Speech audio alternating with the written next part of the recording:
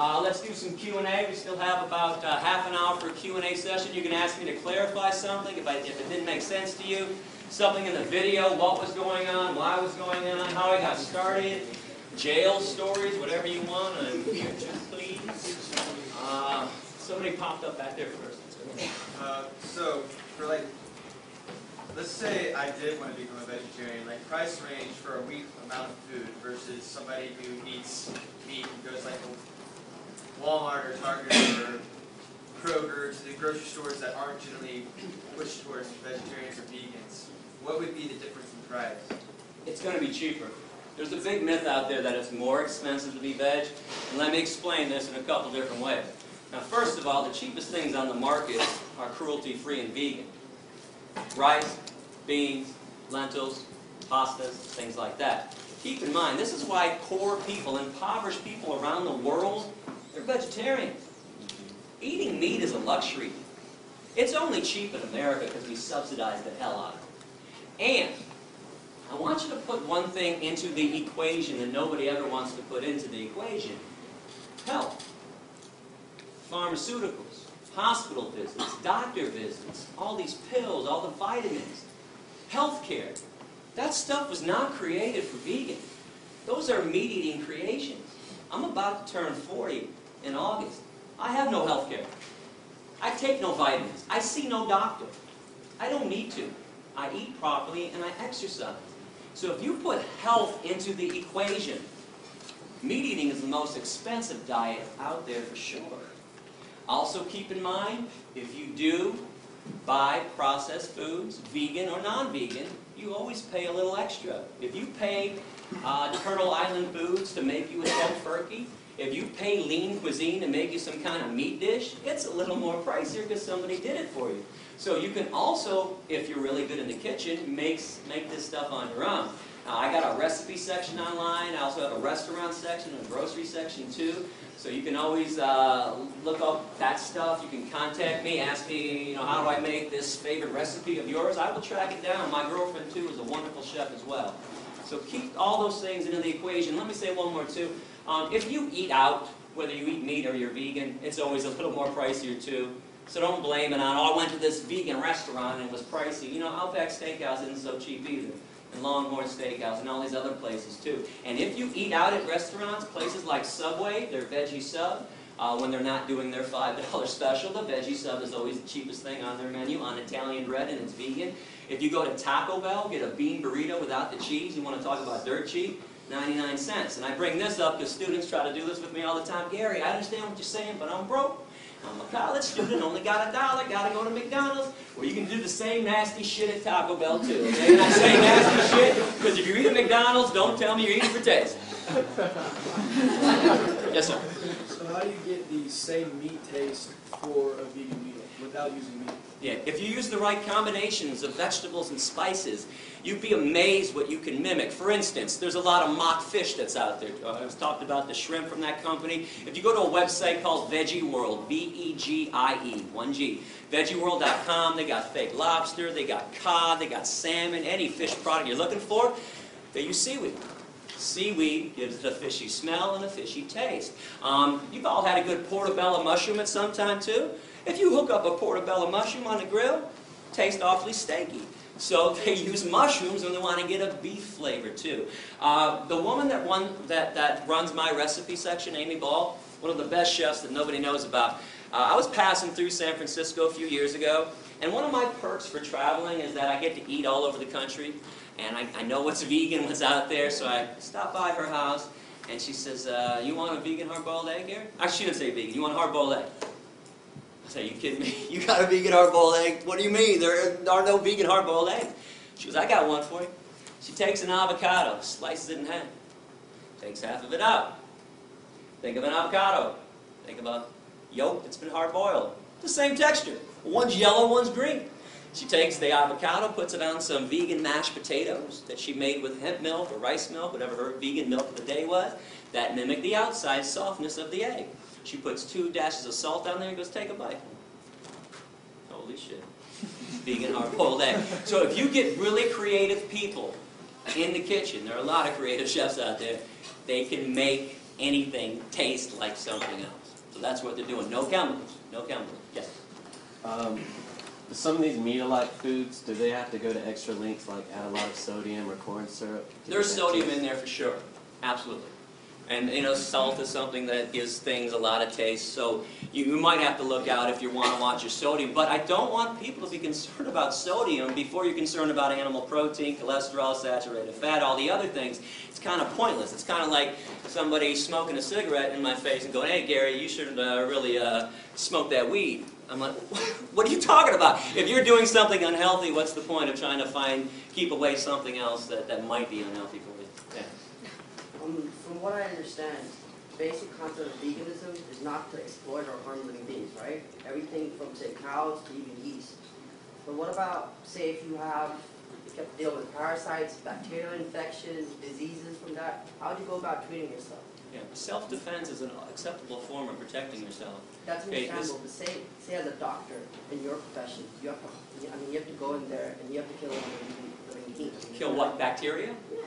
So are you founder of People for the Ethical Treatment of Bacteria? The only thing that bothers me when this is brought up is that you want to equate cows in the same level as parasites, Oh as no, bacteria. I'm equating bacteria and yeast together. Okay, but do bacteria harm you most of the time? When they do, they're harmful. You have a right to defend yourself and kill something that's harming you. Now let me explain this in a different way. If you and I were walking through the woods, and a bear attacked you and jumped on you, do you really think I'd be like, oh, too bad, I'm vegan, man? Okay, I would beat the shit, or try to beat the shit out of you, and get them off you. This is self-defense. You were attacked. But if some human jumped on you for no reason, I'd also protect you too. If bacteria are killing you and destroying your body, you have a right to destroy the bacteria that's trying to destroy you. Keep in mind, cows do not attack us. Chickens have never attacked a human being in history. Something else I'm kind of curious about, how come we think we're better than chickens when we kill 35 to 40 billion chickens every year on this planet? We've been doing this for thousands of years. How is the murderer more special than the murdered? How is the oppressor better than the oppressed? We got this stuff backwards. We're not better than them. We're the ones attacking them. That makes us less important. That makes us worse. That makes us evil. Yes, sir. So, say the world population is at 8 billion now, and at least most of the United States is considered meat eaters, right? So, with only a certain portion of the world being devoted to farmland or places we can grow food, it just seems to me that if most of the world went vegan, then it would, I know your quote on the 65% of the grain goes to meat products, but how would we support ourselves without meat products, I guess is what I'm trying to say, or eggs, or... Easily and wonderfully. Let me throw out some other stats. 95% of soy in America, that's animal feed. 80% of corn in America, animal feed. 70% of oats in America, that's animal feed. If we ate the stuff directly, do you know that 1 acre of land can yield 30,000 pounds of carrots, 40,000 pounds of potatoes, and 50,000 pounds of tomatoes? 1 acre of land can only give you 250 pounds of meat. Okay, we would be using less land, destroying less habitat if we just ate crops directly. Please go to the environment section on my website or go to a website called earthsave.org. Everybody gets fed. Here, let me throw this out there. Do you know the world's largest Feed the Hungry organization is called Food for Life Global? Please look them up online. When I found out about this group that solely uses vegetarian and vegan food to feed people 2 million meals per day, I found out about them about 10 years ago. I also found the second largest group on the planet doing Feed the Hungry stuff is Plenty. Plenty.org is their website. Both are vegetarian groups. Now, I sent a letter to both presidents saying, oh my God, this is wonderful. Finally, somebody realized you don't have to harm animals to help people. I got letters back that were almost identical. They said something like this: it's not that we do this for ethical reasons. We don't want to argue with you. We don't want to debate you on that. We do this because it's cheaper, And we feed 20 to 30 times the amount of people when we use vegetarian food than when groups use meat. Another question? Somebody up here, right there. I agree with you in the vegetables and fruit and all that stuff is really good for you, but I guess would say processed soy is bad for you because it causes the body to generate extra estrogen. Well, here's something interesting on that. If estrogen is people's concern about soy, meat and cow's milk have twice the amount of estrogen that's found in soy. But let me break this down for you. So the estrogen that's found in soy is a phytoestrogen, P-H-Y-T-O, plant-based.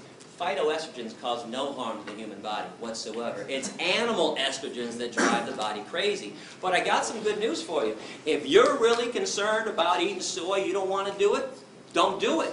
Eating soy does not mean that you can't be vegan or not eating it. There's wheat meat, or just get down to the nuts and bolts of veganism. Go fruits and vegetables, lentils and beans, and things like that. So you don't have to make soy part of your diet. And if you want to go to my website, I hope you do. I got a brand new section about all the myths out there about soy. A lot of them are being spread by Mr. Michael Pollan, The Omnivore's Dilemma. And by the way, what the hell is the dilemma? Is being kind instead of cruel really problematic to people? Michael Pollan, by the way, is a hunter, is an unpaid spokesman for the meat and dairy industries. Please do not go listening to the Food Incorporated movie or to his Omnivore's Dilemma book. He's nothing but Ted Nugent light.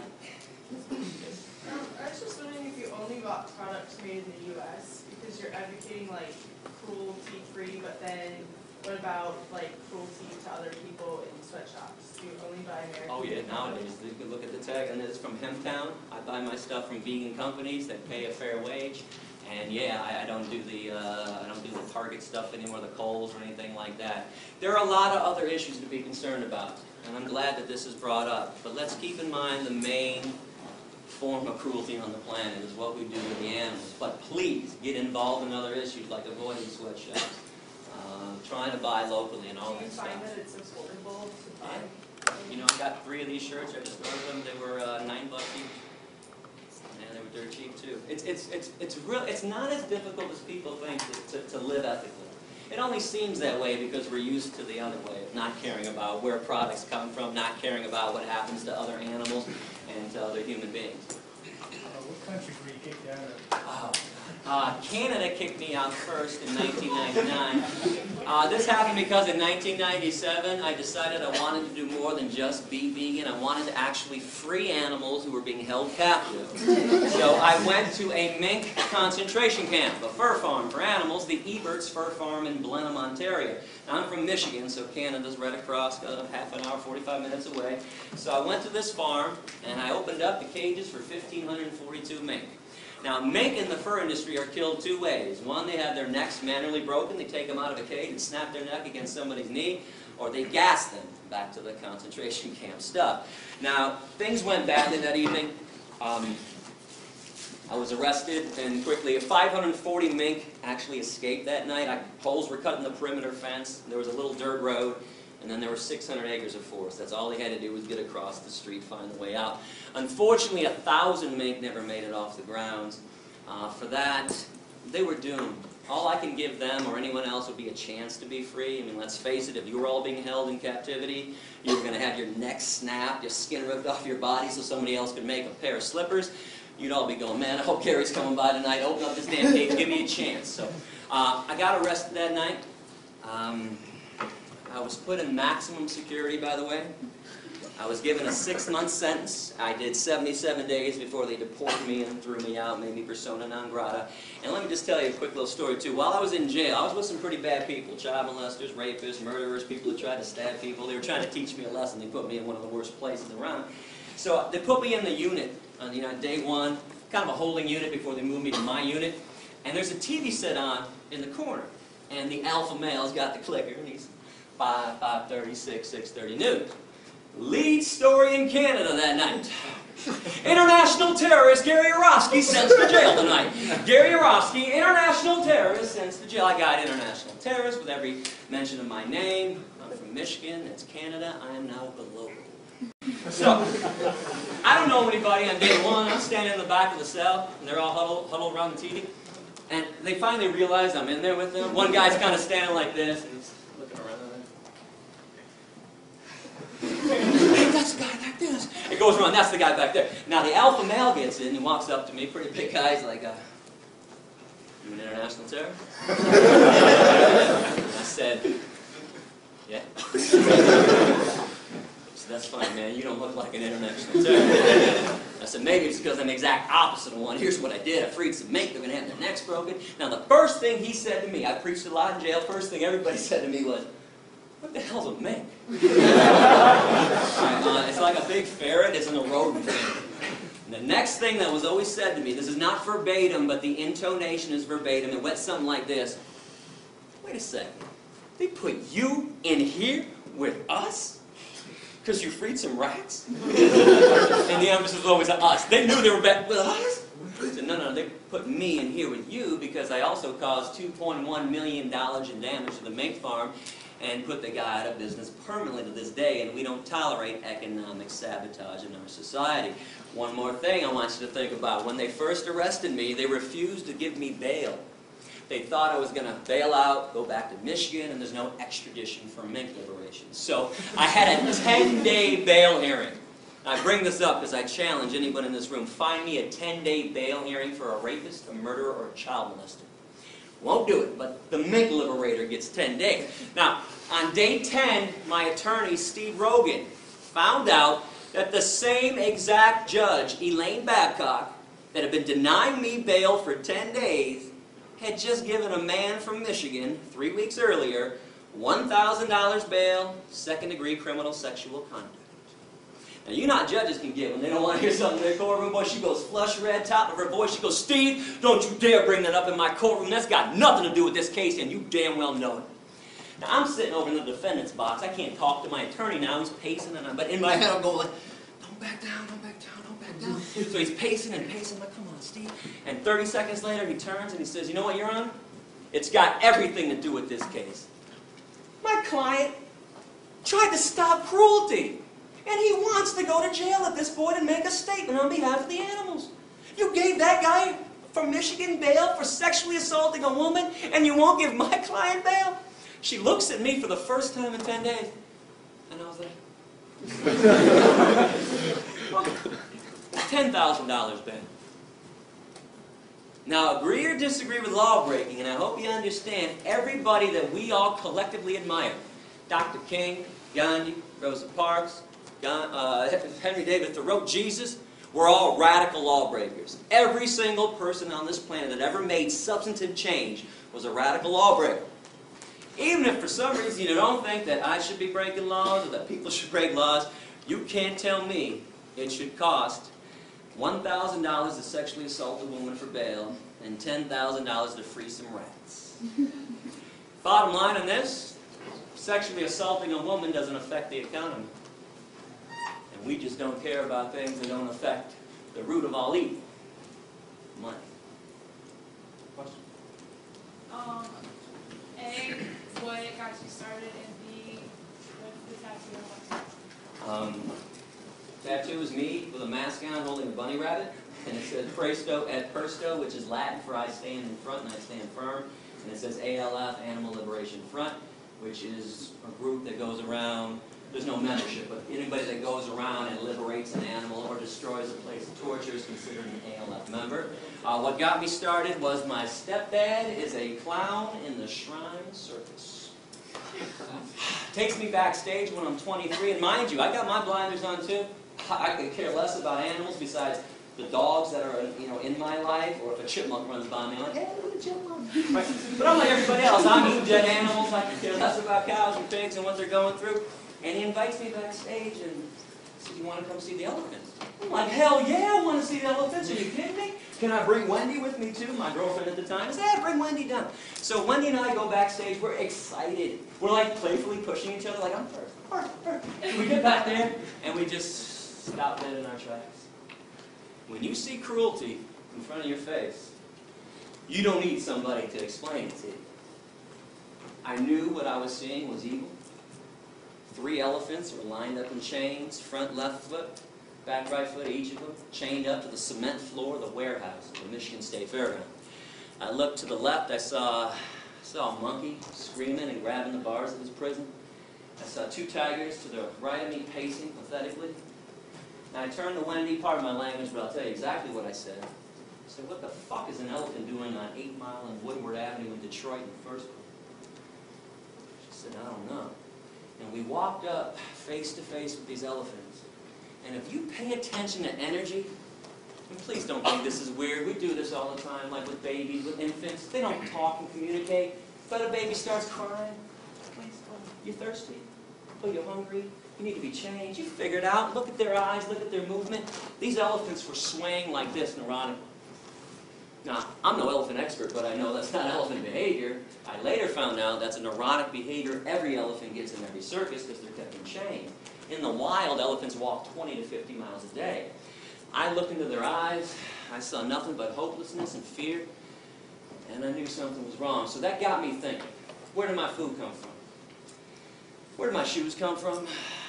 What really goes on in an animal research lab? So that's when I started investigating. I mentioned this earlier. I started going into the Thornapple Valley Pig Slaughterhouse. I started going into animal research labs. And I fought it at first, like everybody does, like most people do. I didn't want to stop eating the animals. What else am I going to eat? Salads all day long? I mean, it's really like, there's a myth out there that all vegans live off of is iceberg lettuce and tomatoes. Okay, that's not true. But that's what I thought too. So anyways, the more I thought about it, the more I realized I was a hypocrite. And here's a paradox I want you to think about. Why do we call some animals pets and others dinner? Why do we fight for the rights of certain animals to be happy and loved and safe? Dogs and cats in America. But others, hey, slice their beaks off. Those damn hens, slice them off, fully conscious. Those pigs, those piglets, rip their testicles out. Screw them. There's a major hypocrisy going on. You can see the choice that I made. All I can ask you to do is put your head on your pillow every night knowing that you are not responsible for premeditated acts of cruelty.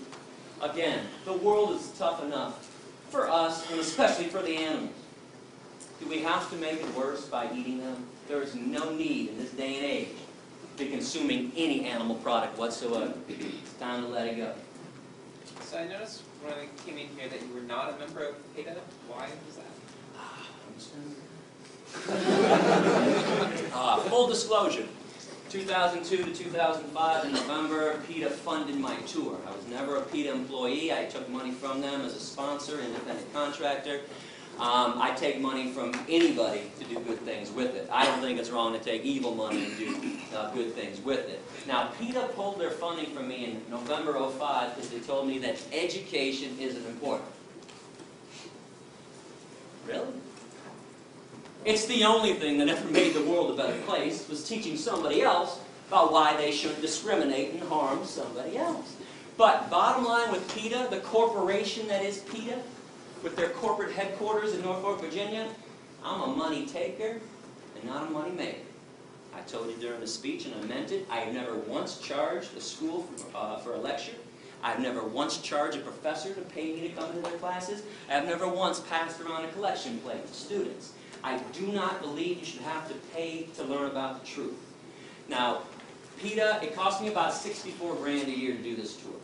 35 to 40s to travel, hotels, rental cars, food, gas. It's not cheap to live on the road 7.5 months a year. I take the rest so I can just live and pay my own bills, which is meager. It's a meager salary that I get for doing this. But in the end, the accountants came into PETA's headquarters, Ingrid Newkirk's offices. She's the founder and president of PETA, and said, you know, we've given Gary 64 grand for 3 years. That's $192,000. We also gave him $20,000 to put his speeches on DVD that he gave out for free to the students when he was supposed to charge them $10. When I first got these DVDs, people would always come up and say, hey, Gary, I want to share this with my boyfriend, my girlfriend, my dad, my sister, whatever. And I'd be like, oh, great, I got some DVDs at $10. And nearly every student would say, I'm broke, I'm a student, what do you need $10? I'm like, oh, okay, here you go. So I gave out at least 95%, if not more, of my DVDs. Well, PETA found out about that. They were pissed off, and I used to say, you guys make $25 million a year. You can't give out a couple thousand DVDs to people that are actually now begging to learn more about animal rights and veganism. So that, obviously ended our relationship when they pulled their funding from me. But something else, I always condemned PETA when I first started, while I took their money, and now that I don't take their money, I still condemn them. They exploit women. Their tactics are so ridiculous. They're always looking for a naked woman. Like Pam Anderson. They want to put Pam Anderson's boobs on billboards all the time. Now listen, I dig that Pam Anderson cares about animals, honestly. But her boobs don't make anybody go vegan. Now when I used to bring this up with Ingrid, she used to say, do you know how many people see those billboards than see your speech? I'm like, oh, it's not even close. Millions more. Are you telling me guys are walking through Times Square, New York City, there's Pam on a billboard, and they're going, holy shit, look at those tits. Let's get some tofu. There's no connection. No, listen, I understand why sex is used, why women are exploited to sell products. I don't like it. But if you tell guys, spray this on, and 12 women are going to tackle you in the hallway and have sex with you, boy, guys, or give me some Axe, spray it all over me. You tell a guy, you're going to get laid if you buy a Harley. Boy, guys want to go get a Harley. But you show Pam Anderson's boobs, nothing. In, out. Doesn't do anything. And there's a lot more horrible things going on in PETA. I actually have an essay on my website. If you click on other animal rights issues, I have an essay entitled, What's Wrong with PETA? And What's Wrong with the Humane Society of the U.S., which is nothing but an animal welfare group that doesn't want to see the free animals at all. Next question. Here, and we'll go back there. You mentioned the pet thing earlier. How do you feel about if you have pets that are carnivores and feeding them meat? Bad idea. Now, let me preface this. I do not challenge anybody's love for their dog or cat. If you're a sane person, sane people who have dogs and cats treat them like family members, unlike Michael Vick. But you brought up a major problem with them. Now, number one is they're carnivores. Now, this means we have to enslave and kill more cows, pigs, chickens, turkeys, and fish to feed the dogs and cats that we like more than the cows and the pigs. Now, hear me on this. I don't care what carnivores do on their own in the wild. I got the Planet Life series, Planet Earth series. I watched the National Geographic. I can watch a lion tear up a zebra to pieces. Doesn't bother me. But we have no business killing on their behalf. And I'll explain this in a simple way. Who's got a cat? Somebody's got to have a cat in front of somebody? Did you ever go outside and kill birds for your cat? No, it brings them back. Thank you. Cat does it on his own. Nobody kills a bird for their cat, but you pay people at the slaughterhouse to kill birds for science diet, ions, and all the other pet food. Just like we pay people to kill chickens and pigs for us, because most people can't shove a knife into somebody else's throat. So, bad idea to have carnivorous pets. Now, good news, in this day and age, there's vegan dog food and cat food. Now, this being said, I am not here to turn your dogs and cats into vegan. I did not get kicked out of 5 countries. By the way, the other 4 countries somebody had were England, Northern Ireland, Wales, and Scotland. Even though I never set foot on their land ever, they preemptively threw me out because they didn't like my essays. But I did not get arrested 13 times to turn your dogs and cats into vegans. But if you knew what was in dog food and cat food, let me mention the other problem with having dogs and cats: we overbreed them. Every year we murder 5 to 10 million dogs and cats in our shelters every year. These are now slaughterhouses. So there needs to be a moratorium too until every cage is empty. But those 5 to 10 million dogs and cats in shelters that we kill every year, raise your hand if you think they end up in a landfill. Wrong. Once a week, the rendering truck comes around, picks them all up and grinds them up and sells them to Science Diet, Alpo, and Iams, and all the pet food companies. So we're making our dogs and cats cannibals, and they don't even eat real meat that they would normally eat. I never talked about chemicals in all the animals that people eat. This is for you too. This is a whole nother issue on the side that I'm more focused about ethics and stuff. Okay, but they eat chemically laced meat. They eat what's left on the slaughterhouse floor, things that we don't eat. Every time there's a meat recall or a spinach recall for E. coli, you don't think that stuff ends up in landfills, do you? Science Diet, Alpo, and Iams. So this is why the vegan food is better for them. Now I want to show you something real quick. Actually, I knew this was going to happen this summer. I have never shown this before, but My dog Rex passed away in 2004. He was 15 years old. And Rex was a vegan for the last 9 years of his life. Nature's Recipe vegan dog food formula. Don't tell me Rex doesn't look wonderful, because he does. Because when I travel with him, and he came with me a lot on the road, I took him to vets when I had to. Every vet freaked out and said, "Oh my God, you can't make your dog a vegan, Gary, because you're vegan, he's a carnivore." I'm like, "Go ahead, do some blood work on him." They'd all do blood work, call me 3 or 4 days later, say, "Mr. Yourofsky, all the vets from the back room right now, we are astonished. Your dog is the most amazing health we've ever seen." I said, "Yeah, that's because my dog doesn't eat garbage." And when I say the garbage too, when I was at Thornapple Valley for 6 weeks, every day I saw a truck pull into the lot. The side of the truck said, "Meat not fit for human consumption." I watched the truck go into the alleyway every day, took 3 garbage bins and dumped them out. The garbage bins. Right off to the pet food companies. Wasn't hard to track that down. So this is why that vegan stuff is better. Now the vegan cat food, by the way, is not on the market. You've got to go online. I think vegancats.com or evolution.com. But vegan dog food is at every pet food store that I've seen. It's called Nature's Recipe. Question? Oh, I'm sorry. See, we're out of time. You know what? Thank you very much for listening. I appreciate it.